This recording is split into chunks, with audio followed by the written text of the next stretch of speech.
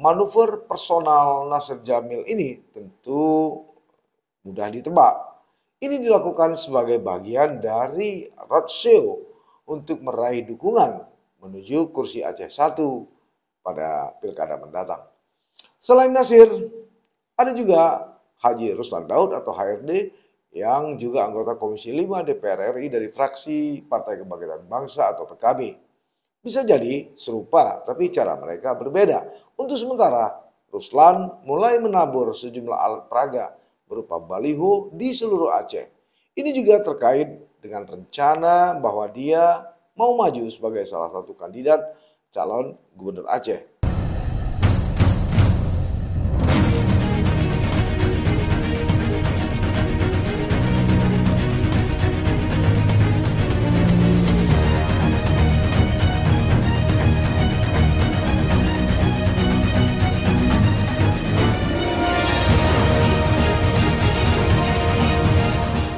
Assalamualaikum warahmatullahi wabarakatuh. Sahabat titik balik, apa kabar Anda saat ini? Semoga masih dalam keadaan sehat walafiat dan selalu dalam lindungan Allah Subhanahu wa taala serta sukses menjalankan tugas sehari-hari. Sahabat titik balik, pertemuan kita kali ini masih seputar aspirasi dari penonton yang masuk melalui media sosial saya. Hampir sebagian besar meminta saya untuk kembali mengupas tema-tema terkait pilkada khususnya untuk perebutan kursi gubernur dan wakil gubernur Aceh. Karena itu hingga Minggu 16 Juni 2024 lalu, saya masih saja menerima saran dan pendapat agar membahas tema-tema seputar pilkada Aceh.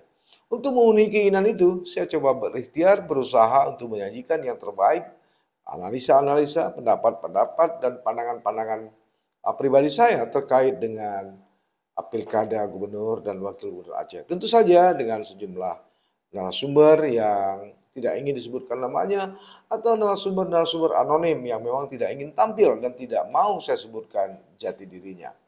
Baik sahabat titik balik, seperti halnya Ketua Umum DPD 1 Partai Golkar Aceh Teguh Muhammad Nurlif, dua politisi asal Aceh di Senayan, Jakarta, M. Nasir Jamil yang juga anggota Komisi 3 DPR RI dan Haji Ruslan Daud atau akrab disapa HRD juga mulai melakukan manuver menuju kursi gubernur Aceh pada kontestasi pilkada yang insya Allah akan kita laksanakan pada Rabu 27 November 2024 mendatang.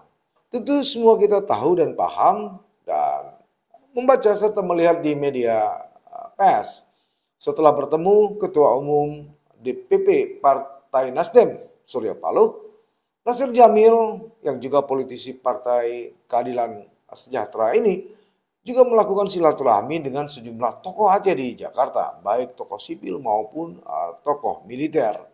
Nasir juga akhirnya bertemu mantan Presiden Yusuf Kala atau akrab disapa JK di Jakarta pada Rabu 22 Juni 2024 mendatang. Pertemuan ini tentu saja melahirkan sejumlah spekulasi, opini, asumsi, dan pendapat. Ada apa di balik pertemuan tersebut atau ada apa di balik semua ini? Ya, pertemuan Nasir Jamil dengan Surya Paloh dan Yusuf Kala memang memiliki benang merah. Maklum saja, walaupun Nasir Jamil secara pribadi adalah politisi PKS dan PKS pada akhirnya menyatakan dukungannya kepada Mualim, tapi mereka sama-sama mengusung Anies Baswedan dan Muhaimin Iskandar sebagai presiden dan wakil presiden Indonesia pada kontestasi Pilpres 14 Februari 2024 lalu. Karena itu Nasir tentu saja memiliki ruang yang besar untuk dapat bertemu Surya Paloh dan Yusuf Kala. Namun Dewi Fortuna masih belum memihak kepada Anies bersama Muhaimin atau akrab disapa Caimin sebagai capres dan cawapres. Pasangan ini kalah dari pasangan Prabowo Gibran. Tapi lepas dari itu sahabat titik balik, manuver personal Nasir Jamil ini tentu mudah ditebak. Ini dilakukan sebagai bagian dari roadshow untuk meraih dukungan menuju kursi Aceh 1 pada pilkada mendatang. Selain Nasir, ada juga Haji Ruslan Daud atau HRD yang juga anggota Komisi 5 DPR RI dari fraksi Partai Kebangkitan Bangsa atau PKB. Bisa jadi serupa, tapi cara mereka berbeda. Untuk sementara, Ruslan mulai menabur sejumlah alat peraga berupa baliho di seluruh Aceh. Ini juga terkait dengan rencana bahwa dia mau maju sebagai salah satu kandidat calon gubernur Aceh. Tentu berbeda dengan Nasir yang memang sejak awal sudah kelihatan ambisinya. Tapi sosok Ruslan justru tidak diprediksikan akan maju sebagai calon gubernur Aceh. Karena memang balihonya muncul justru sebagai calon atau calon Bupati Biren untuk periode kedua.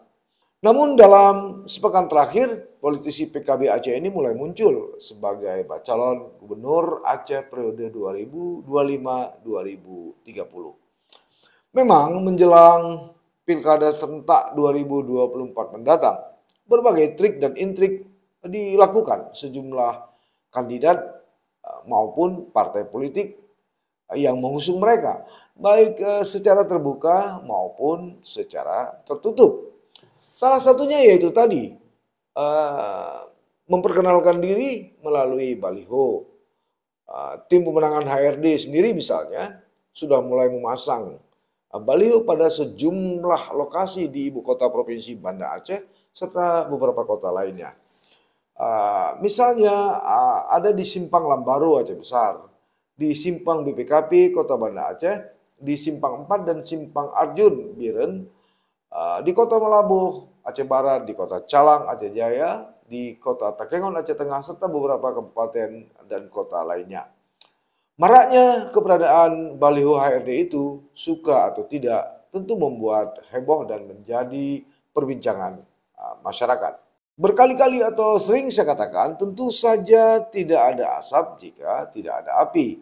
Kabarnya hasrat HRD muncul sebagai calon gubernur Aceh setelah mendapat penugasan dan arahan dari Ketua Umum Dewan Pimpinan Pusat Partai Kebangkitan Bangsa Abdul Muhaimin Iskandar atau akrab disapa dengan Caimin.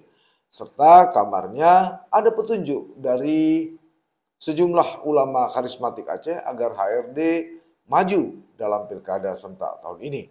Tapi untuk pernyataan terakhir atau adanya permintaan dari ulama karismatik di Aceh, hingga saat ini saya belum mendapat informasi dan konfirmasi apapun. Apakah benar atau tidak ada sejumlah ulama karismatik yang meminta Ruslan untuk menjadi rival dari Mualem. Sementara itu, Wakil Presiden 2 periode Yusuf Kala menerima kunjungan Nasir Jamil pada Rabu 12 Juni 2024 di kediamannya di Jakarta. Hari itu Nasir didampingi calon anggota DPR RI terpilih Muslim Ayub yang juga politisi dari Partai Nasdem. Sebelumnya memang Muslim Ayub adalah politisi dari Partai Amanat Nasional. Kemudian dia lompat pagar menjadi politisi Partai Nasdem dan pada kontestasi Pileg Februari lalu Muslim kembali meraih keberuntungan, dia terpilih menjadi anggota DPR RI. Kembali lagi lepas dari itu disebut-sebut kunjungan Nasir Jamil tadi merupakan rangkaian dari silaturahmi kepada Yusuf Kala dan Surya Paloh. Dia ingin mendengar pandangan JK tentang Aceh masa depan, terutama soal nasib perdamaian dan peningkatan kesejahteraan rakyat Aceh menjadi lebih baik. Dalam pertemuan tersebut, Yusuf Kala yang juga inisiator perdamaian Aceh berharap pada 2025-2030 mendatang Aceh dapat dipimpin oleh sosok yang memiliki visi pembangunan yang komprehensif dan terukur. Dalam hal dana otsus, saya berharap dapat diperpanjang seperti Papua. Kalau Papua bisa, kenapa Aceh tidak? Begitu kata JK kepada Nasir Jamil dan Muslim Ayub. Soal relasi pusat dan Aceh, JK juga mendorong agar dapat terus dijaga soliditasnya dan ditingkatkan kualitas komunikasinya, tentu dengan saling percaya dan menghilangkan rasa curiga dari kedua belah pihak. Menurut JK, Aceh baru bisa dibangun dengan cepat jika Aceh dan Jakarta bisa bergandengan tangan dan bersikap inklusif. Begitu JK mengingatkan. Nah, kunjungan ini secara khusus dilakukan Nasir Jamil untuk persiapan menghadapi Pilkada Aceh pada November 2024 mendatang seperti yang saya sebutkan tadi. Selain itu tentu saja untuk mendapatkan saran dan masukan serta nasihat agar pada Pilkada mendatang Nasir Jamil bisa sukses meraih kursi Aceh 1. Menariknya, di tengah berbagai manuver yang dilakukan TM Nurlif, Nasir Jamil, dan Ruslan Daud, hingga kini berhembus kabar bahwa Mudzakkir Manaf atau Mualim masih menunggu titah atau restu dari Ketua Umum DPP Partai Gerindra yang juga Presiden terpilih Prabowo Subianto. Ini memang bukan soal bisa atau tidak syarat untuk mengusung, sebab Mualim dengan Partai Acehnya meraih 20 kursi di DPR Aceh hasil pileg lalu. Sementara syarat untuk mengusung pasangan calon sesuai dengan Undang-Undang Pemerintah Aceh itu adalah 15%. Jadi kalau 81 kursi di DPR Aceh tentu saja harus memiliki 13 kursi baru bisa mengusung pasangan calon gubernur maupun wakil gubernur. Tapi lebih mendasar lagi ini soal dukungan Prabowo terhadap Mualim. Sebab bagaimanapun sebagai perpanjangan tangan pusat di daerah, keterpilihan seorang gubernur dan wakil gubernur termasuk di Aceh tentu tak bisa lepas dari keinginan dan restu Jakarta, khususnya Presiden. Sebelumnya, Mualim memang sudah bertemu Ketua Umum DPP Partai Demokrat Agus Harimurti Yudhoyono atau AHY di Jakarta. Juga ada Ketua Umum DPP Partai Amanat Nasional Zulkifli Hasan atau Julhas, serta Ketua Majelis Syuro Partai Keadilan Sejahtera Habib Salim Assegaf Al-Jufri di Pejaten, Pasar Minggu, Jakarta Selatan pada Jumat 26 April 2024 malam lalu. Tapi sementara hingga kini Mualim belum bertemu dengan Ketua Umum DPP Partai Golkar Erlangga Hartarto dan Prabowo sendiri. Lantas kemana arah Mualim akan melangkah? Kemudian bagaimana akhir dari perjalanan kontestasi ini terkait dengan pencalonan sebagai calon gubernur dan wakil gubernur Aceh? Dengan siapa nantinya Mualim akan bergandengan sebagai wakil gubernurnya? Tentu masih panjang untuk kita telusuri dan kita jajaki. Mudah-mudahan ke depan saya akan coba terus membahas masalah ini. Untuk kali ini cukup sekian. Terima kasih. Assalamualaikum warahmatullahi wabarakatuh.